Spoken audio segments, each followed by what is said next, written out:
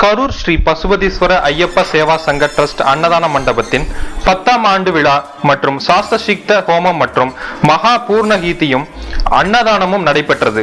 இந்த விழாவில் ஸ்ரீ பசுபதீஸ்வர ஐயப்ப சேவா சங்க டிரஸ்ட் நிர்வாகிகள் மற்றும் உறுப்பினர்கள் மற்றும் பொதுமக்கள் என ஏராளமானவர்கள் கலந்து கொண்டனர்.